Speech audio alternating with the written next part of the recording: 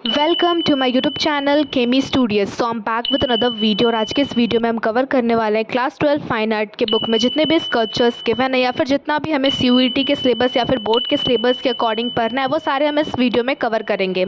सो अगर आप चैनल पर नए हो तो चैनल को सब्सक्राइब ज़रूर करना और वीडियो पसंद आती है तो वीडियो को लाइक करना बिल्कुल मत भूलना। So first is Triumph of Labour। So artist of this sculpture is Devi Prasad Roy Chaudhary और ये जो स्कल्पचर है ये ब्रॉन्ज का बना हुआ है जो कि कहाँ पे अवेलेबल है तो बीच ऑफ मद्रास। और ये बना कब था तो 1953 AD में। और इसका सीमेंट वाला वर्जन कहाँ पे अवेलेबल है तो national Gallery of Modern Art New Delhi. So let's see the description of this sculpture. Triumph of labour एक आउटस्टैंडिंग ब्रॉन्ज स्कल्पचर है of a group of labours और वर्कर्स। और इसके साथ कंपेयर किए जाने वाला कोई भी ऐसा स्कल्पचर अभी नहीं बन पाया जिससे कि इसकी तुलना की जा सके। इतना ये ज़्यादा आउटस्टैंडिंग क्रिएशन है ये हमारा ट्रिम्फ ऑफ लेबर स्कल्पचर। इसीलिए यहाँ पे लाइन मेंशन्ड है कि unparalleled example of sculpture means आज तक वैसा स्कल्पचर बना ही नहीं जिससे इसकी तुलना की जा सके।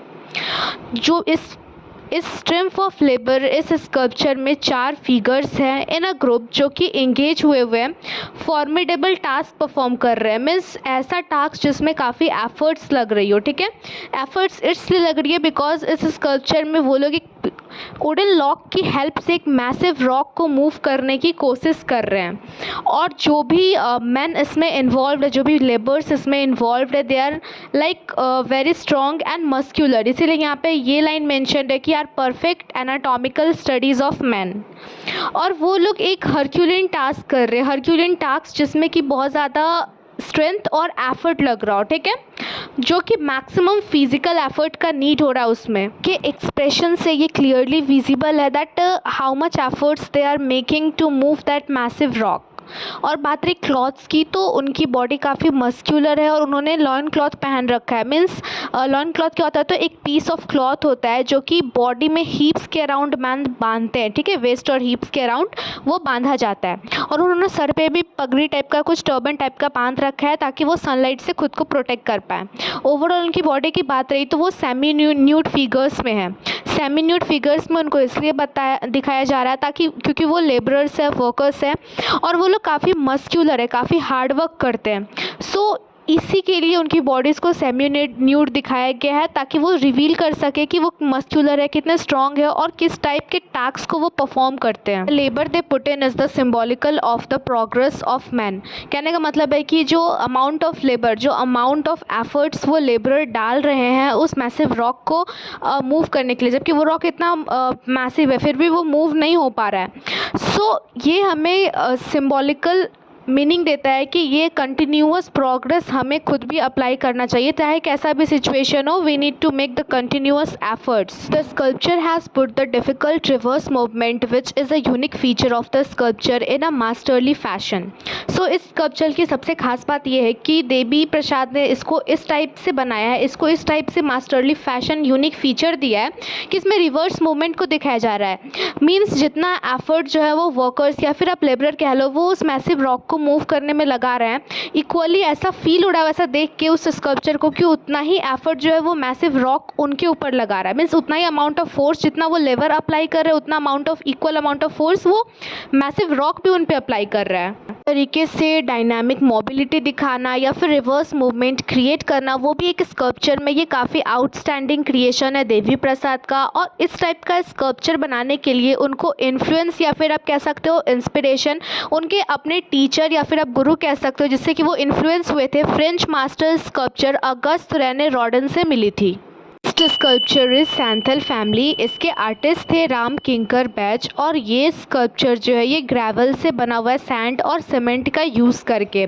किस टाइम पीरियड में बना था तो 1938 में बना था। और इस स्कल्पचर का कलेक्शन अवेलेबल है Kala Bhavan Santiniketan Kolkata. Now let's see the description of this sculpture. So Santhal family जो है एक कॉम्प्लेक्स कंपोजिशन है, एक कॉम्प्लेक्स स्कल्पचर है जिसमें कि आपको दो फिगर्स दिखेंगे और वो दोनों फिगर्स साइड बाय साइड खड़े हैं। मीन्स बेसिकली एक ओवरऑल एक फैमिली का स्ट्रक्चर है और इसमें जो दो फिगर्स की बात हो रही है वो हस्बैंड और वाइफ है और उनके साथ एक डॉग है और एक चाइल्ड है। चाइल्ड क्या कर रहा है, तो चाइल्ड बास्केट में बैठा हुआ है और वो बास्केट जो है वो पोल से लटका हुआ है। जो वुमेन है वो मैन के बिसाइड चल रही है, वॉक कर रही है उसके साथ अलोंग द रोड और उसने अपने सर पे एक बास्केट रखा हुआ है।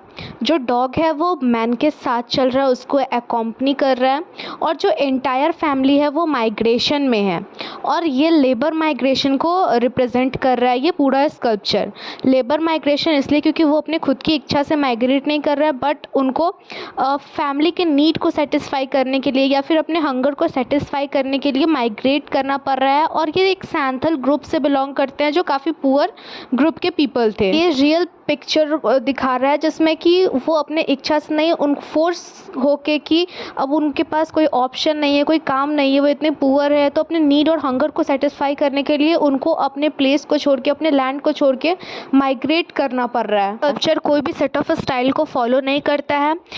ये जो भी आसपास की चीज़ें थी, जो भी सैंड, ग्रेवल, रेड क्ले, जो भी था शांति निकेतन के पास, उसी का यूज़ करके without any set of style rough texture में बनाया गया है। सो जब आप इस सैंथल फैमिली वाले स्कल्पचर को देखोगे तो आपको इसको डायरेक्टली देख के आपको कुछ पता नहीं चलेगा, बिकॉज काफ़ी कॉम्प्लेक्स और काफ़ी रफ टेक्सचर्ड ये स्कल्पचर है। तो इसके लिए आपको इसको बारीकी से देखना पड़ेगा तो ही आपको ये फिगर समझ में आएगा। एक रोड साइड कंपोजिशन है जो कि डायनामिज्म ऑफ रोड मीन्स जो रोड पे जो मूवमेंट हो रहा है, जो माइग्रेशन टेक प्लेस कर रहा है, वह ये दिखा रहा है। किंकर का जो ये जो स्कल्पचर है ये उनका कंसर्न और फीलिंग इन संथल ग्रुप या फिर जो भी वो पुअर और मिजरेबल पीपल होते हैं उनके टुवर्ड्स जो उनका कंसर्न और फीलिंग है वही ये एक्सप्रेस कर रहा है। और राम किंकर का मोस्टली जितने भी क्रिएशन है वो आउटडोर ही वर्क करते थे और नॉर्मली जब भी आउटडोर वर्क होता है तो उसमें जो भी स्कल्पचर होते हैं या फिर जो भी आउटडोर्स वर्क होता है उसको पेडिस्टल में प्लेस किया जाता है। पेडिस्टल एक रेक्टेंगुलर स्ट्रक्चर होता है जिसके ऊपर स्कल्पचर या फिर कोई भी जो क्रिएशन कर रखा है आर्टिस्ट है वो प्लेस करते हैं। बट जो राम किंकर थे वो डायरेक्टली अर्थली कनेक्शंस करते थे, मीन्स वो डायरेक्ट अर्थ से कनेक्ट करके स्कल्पचर्स जो थे वो प्लेस करते थे, उनको पेडिस्टल की ज़रूरत नहीं पड़ती थी। Next is cries unheard. ये ब्रोंज का बना हुआ स्ट्रक्चर है। आर्टिस्ट इसके अमरनाथ सहगल थे। किस टाइम पीरियड में बना, तो 1958 में, और इस स्कल्पचर का कलेक्शन अवेलेबल है National Gallery of Modern Art New Delhi में। Let's see the description of this sculpture. Cries unheard basically एक ब्रोंज स्कल्पचर है जिसको कि अमरनाथ सहगल ने बनाया था और यही वो स्कल्पचर है जिसके कारण उनको प्रेसिडेंट गोल्डन प्लीग अवार्ड भी मिला था इन 1958। ये स्कल्पचर एक सिंबॉलिक क्रिएशन है of a family of three figure जिसमें कि पेरेंट्स है, that is one male parent, one female parent और उनका चाइल्ड। ये स्कल्पचर के थ्रू जो स्कल्प्टर हैं अमरनाथ सहगल वो डीप एंग्विश शो कर रहे हैं जो कि पुअर पीपल के साथ हमारी सोसाइटी कहीं ना कहीं इनजस्टिस करती है।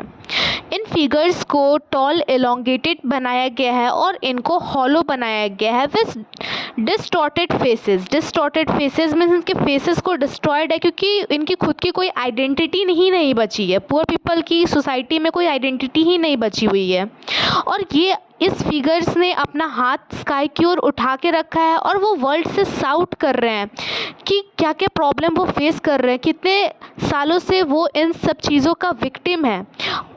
आइदर पॉलिटिकली और सोशली उनके साथ हमेशा इनजस्टिस ही होता है और जब भी वो इसके अगेंस्ट आवाज़ उठाते हैं तो उनके आवाज़ को कहीं ना कहीं दबा दिया जाता है या कोई भी उनके सपोर्ट में नहीं आता, उनके आवाज़ को अनसुना कर दिया जाता है।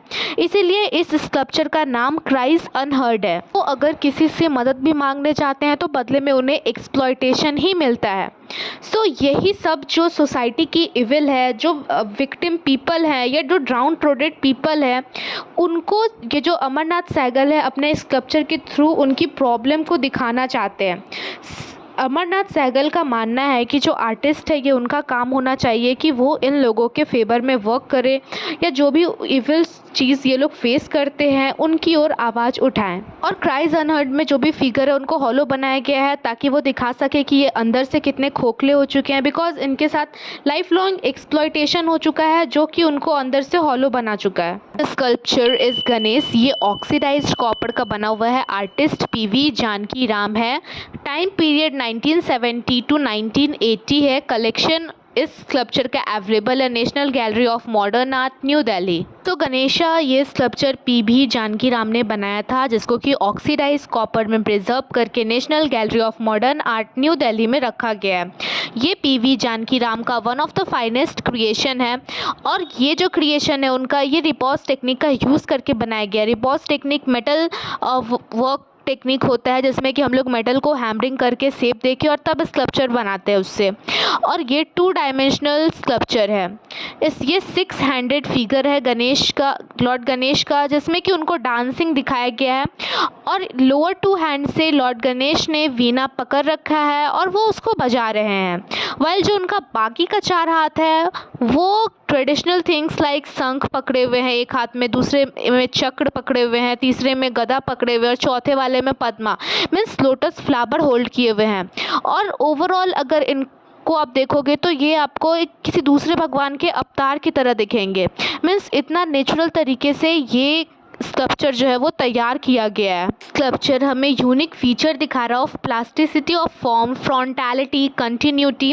कहने का मतलब है कि इसको 2D स्कल्पचर में ढाला गया है और इसका सरफेस एकदम स्मूथ रखा गया है। कोई भी रफनेस इसमें आपको देखने को नहीं मिलेगा। मीन्स टेक्निक में भी काफ़ी मॉडर्न टेक्निक्स यूज़ की गई है लाइक मेटल वायरिंग, मेटल पे हैमर करके वर्क करना। इस स्कल्पचर को बाकी स्कल्पचर से डिफरेंट बना रहा है और कहीं ना कहीं जो जितने भी ऑर्नामेंटेशन किए गए हैं या जो भी फीचर्स इसको दिए गए हैं, ये जो पीवी जानकी राम है ये ट्राई कर रहे हैं to revive the folk art of south. तो ये जो स्कल्पचर है वो है तो स्टैटिक बट उसको 2D में इस तरीके से बनाया गया है कि वो मूवमेंट को शो कर रही है। तो डांसिंग पोस्चर्स, जानकी राम जो थे वो काफ़ी ज़्यादा इन्फ्लुएंस्ड हुए थे by the temple sculptures of South India और gateway of Sanchi stupa forms. So इन्हीं सब जगहों से इन्फ्लुएंस होके, इन्हीं सब जगहों को ऑब्जर्व करके उन्होंने गणेश का स्कल्पचर बनाने का सोचा। उन्होंने इस स्कल्पचर को काफ़ी हाई क्वालिटी के फीचर्स देने की कोशिश की है, इसीलिए ये जो स्कल्पचर है ये रिथमिक और डायनेमिक मूवमेंट को शो कर रहा है और ये उनके क्राफ्टमैनशिप, इनका जो ग्रेट क्राफ्टमैनशिप है वो भी दिखा रहा है कि कितने बेहतरीन ये आर्टिस्ट हैं।